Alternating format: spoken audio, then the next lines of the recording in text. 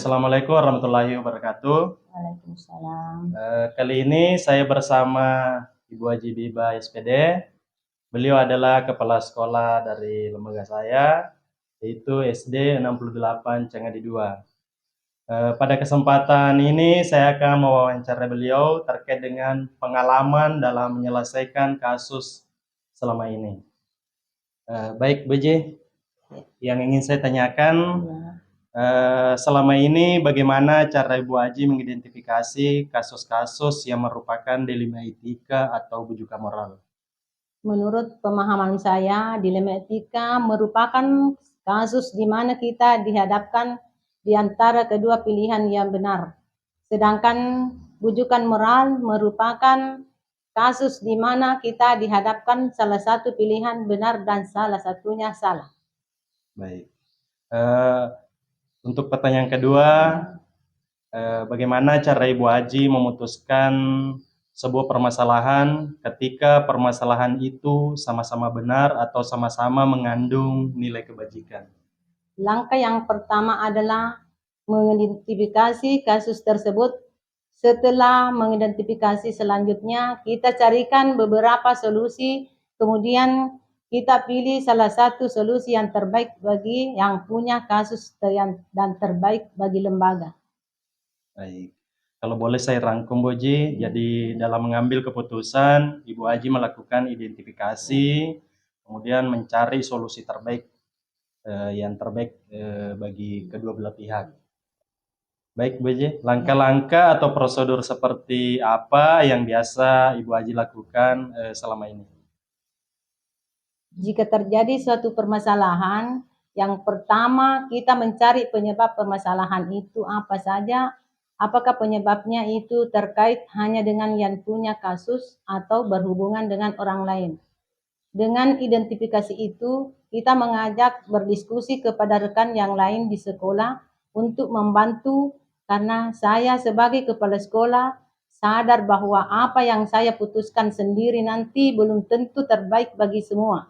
Makanya saya mengajak rekan guru untuk membantu mencarikan solusi yang terbaik jika kita mengalami suatu kasus. Baik, jadi apabila terjadi suatu kasus, prosedur yang Ibu Haji lakukan adalah mencari penyebab dari permasalahan tersebut. Apakah berkaitan langsung dengan yang punya kasus sendiri atau berhubungan dengan orang lain. Kemudian mengajak berdiskusi kepada rekan guru yang lain dalam menyelesaikan masalah tersebut. Begitu ya, Bu Haji? Kemudian pertanyaan selanjutnya, dari cara-cara tersebut, apakah ada cara yang paling efektif yang menurut Ibu Haji bisa gunakan untuk menyelesaikan sebuah kasus? Yang paling efektif adalah kita ajak berdiskusi atau musyawarah dengan yang mempunyai kasus tersebut untuk mengutarakan apa yang menjadi faktor penyebabnya. Setelah mengetahui penyebab kasus itu, kita carikan beberapa alternatif yang tidak merugikan kedua belah pihak. Oke, jadi dalam menyelesaikan masalah Ibu Haji anggap paling efektif itu berdiskusi atau musyawarah dengan yang mempunyai kasus tersebut. Kemudian mencari solusi yang paling menguntungkan antara kedua belah pihak. Baik, hal apa saja yang selama ini merupakan tantangan dalam mengambil keputusan, terutama pada kasus dilema etika? Kasus yang terberat selama ini adalah kasus di sekolah, di mana pelakunya adalah alumni dari sekolah ini sendiri. Apabila kasusnya saya bawa pada jalur hukum, saya juga kasihan kepada mantan siswa di sini.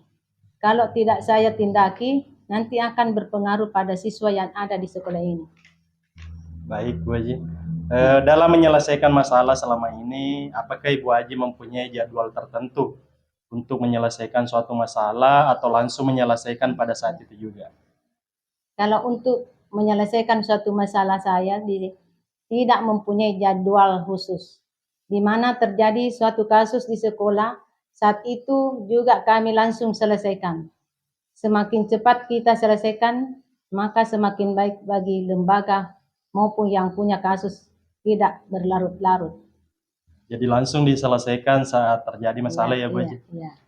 Kemudian selama ini adakah seseorang atau faktor-faktor yang mempermudah atau membantu Bu Aji dalam mengambil keputusan dalam kasus-kasus di lembaga ini?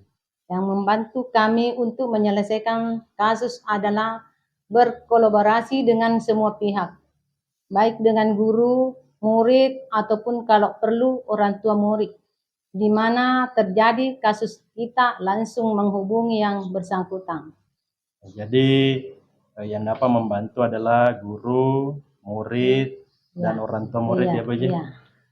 Dari semua hal tadi yang telah disampaikan, adakah pembelajaran yang dapat Ibu Aji ambil dari cara-cara penyelesaian masalah yang ada di lembaga ini? Pembelajaran yang saya ambil yaitu adalah kita sadar setiap manusia hidup itu pasti punya masalah. Karena yang diinginkan manusia tidak semua sama dengan yang lain. Sebaik-baiknya orang adalah mampu untuk menyelesaikan masalah secepatnya dan menyadari semua manusia itu punya salah. Jadi pembelajaran yang dapat kita ambil adalah setiap orang Ya. pasti memiliki kesalahan. Ya. Dan sebaik-baiknya manusia adalah yang mau mengakui kesalahannya dan dapat memperbaikinya. Baik Bu Aji, saya ucapkan banyak terima kasih karena mau mendukung saya dalam kegiatan calon guru penggerak angkatan ke-7 ini. Terima kasih. Assalamualaikum warahmatullahi wabarakatuh. Waalaikumsalam.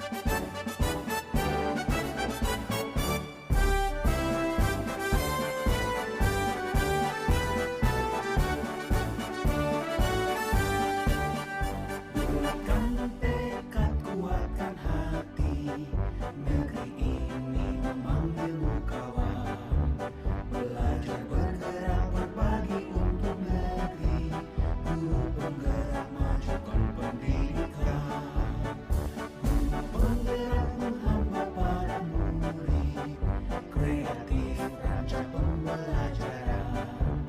Hargai potensi, tingkatkan prestasi, lahirkan profil pelajar Pancasila. Belajar bergerak berbagi untuk negeri, kita menjalin kolaborasi.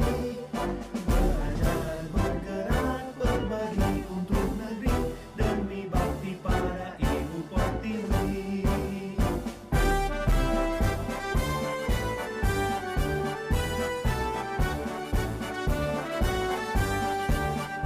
Kuatkan tekad, kuatkan hati, negeri ini memanggilmu kawan. Belajar bergerak berbagi untuk negeri, guru penggerak majukan pendidikan. Guru penggerak menghamba pada murid, kreatif rancang pembelajaran. Hargai potensi, tingkatkan prestasi,